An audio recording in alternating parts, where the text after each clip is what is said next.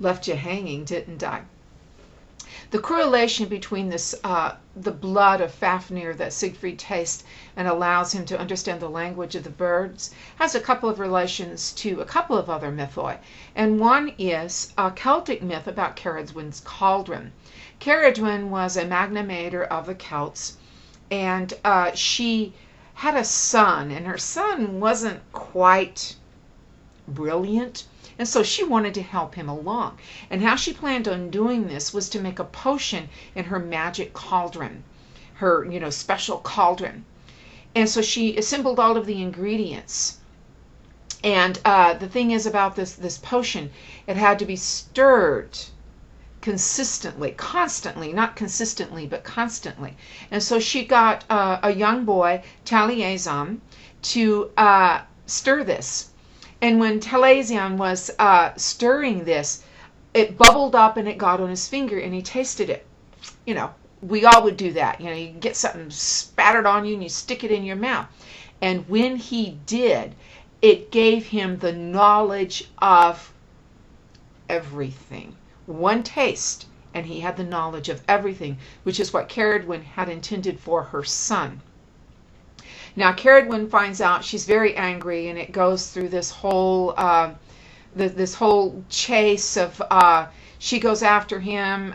He turns into a certain animal. She, a rabbit. She turns into a dog or a wolf, and it goes on until Taliesin turns himself into a kernel of corn, and she turns herself into a chicken, and she eats it. And then she turns back into Ceridwen, and she is pregnant with him, and he is reborn into a great bard or poet of the Celtic myth. And probably Taliesin did exist. Okay, the chase was a little bit of an aside there. I was, get excited, but you see the correlation between tasting and getting some sort of knowledge. The other myth to which I connect this with is the myth of Solomon's ring. Now, you're not going to find this in the Hebrew scriptures, but it has existed for a long time. Solomon was a king in the Hebrew scriptures, and he was supposed to possess a ring. Yeah, that alone there connects it to Siegfried's tale. But this ring, whoever put it on, allowed the person wearing it to understand the language of the animals. So, another link to Siegfried with other myth. And the ring bears a curse. Again, I don't want to say it harkens back to Tolkien, but Tolkien harkens back to this, that the ring of power does give people power, but there's also a curse upon it, and that it consumes them and turns them into, the golem. Now, of course, the curse within Siegfried is different in that it just means that whoever wears it is doomed. And again, there is that element of fate. Once Siegfried puts it on, there is no way he can circumvent what is going to happen to him. Something horrendous is going to come about. Now, the poor Siegfried doesn't know this. But just as within, modern times and not so modern times, that ignorance of a law does not excuse you if you break that law, the fact that Siegfried had no knowledge of this curse doesn't make any difference. And so he has sealed his fate, sealed his doom when he takes that ring and he puts it on. And so we also learn how Mim, who was an original sidekick, as in the vein of Enkidu and Gilgamesh, turns on him. So you also have that classic thing of brothers going against each other, even though Mim and Siegfried are not brothers, but still there is that case of treachery and going against one another. And then, of course, there is Brunhilde, who is a Valkyrie, and has been, put into a sleep in a ring of fire by her father Wotan.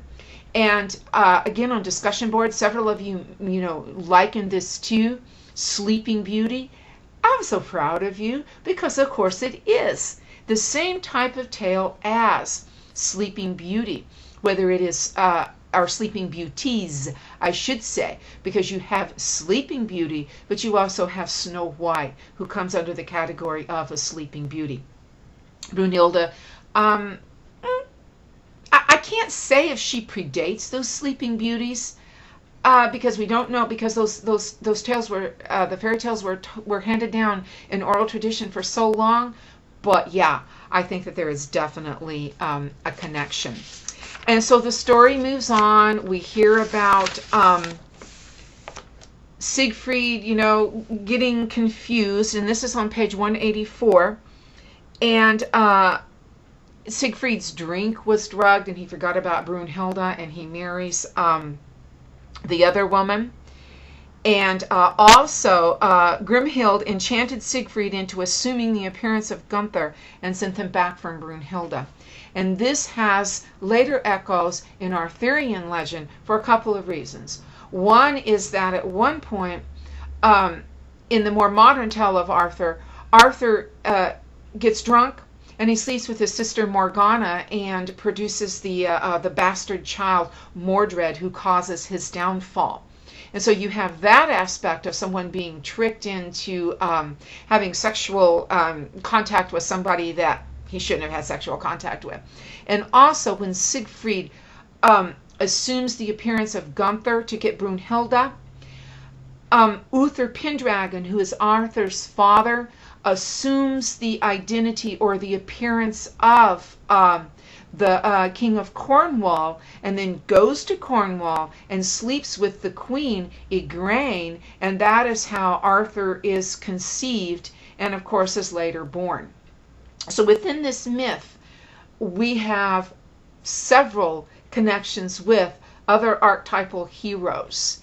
And I'm not as familiar with the myth of Siegfried as I am with other myths, but it is something that I certainly want to learn more about, because I bet the original tale is much more deeper and in depth than Barlin's summary of it. And I think a lot of you got those connections.